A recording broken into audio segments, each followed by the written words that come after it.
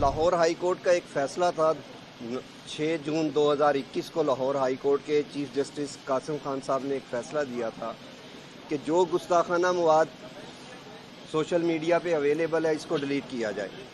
اور یہ ڈائریکشن تھی حکومت کو۔ اس کو روکنے کے لیے تمام جو ایسے ترجمے غلط چل رہے ہیں، سوشل میڈیا پہ بلاسفیمی چل رہی ہے، اس ساری چیز کو گستاخانہ مواد کو روکنا تھا جو پاکستان کے اور اسلام کے خلاف تھا۔ یہ ڈائریکشن تھی حکومت کو،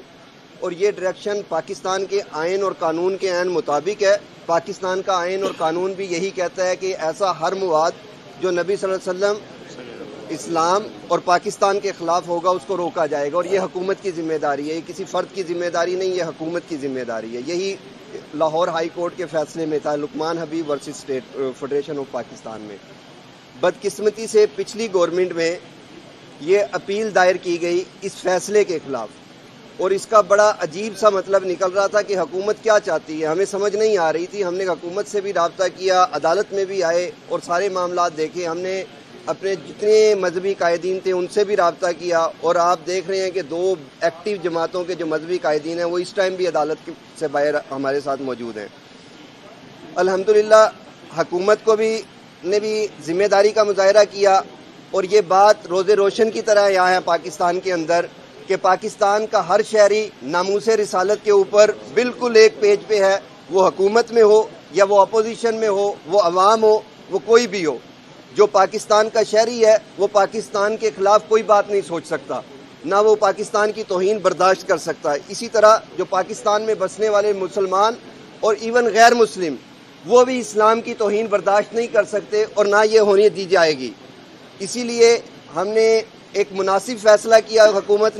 حکومت نے آج اپنی اپیل جو تھی وہ وِڈرا کر لی ہے، اور یہ فیصلہ جو تھا اس کو حتمی قرار دے دیا گیا لاہور ہائی کورٹ کے فیصلے کو۔ لہٰذا اب ہم امید کرتے ہیں کہ جلد از جلد حکومت سوشل میڈیا سے ہر وہ مواد ختم کر دے گی جو نبی صلی اللہ علیہ وآلہ وسلم، آپ کی ازواج مطہرات، اہل بیت اور صحابہ اکرام سے کے اوپر دشان درازی ہوگی، ان کی توہین پر مشتمل ہوگا، وہ مواد اب ختم کرنا پڑے گا، اور انشاءاللہ میں سمجھتا ہوں کہ حکومت پاکستان اس میں سنسیئر ہوگی اور یہ جلد از جلد ختم ہوگا۔ اسی طرح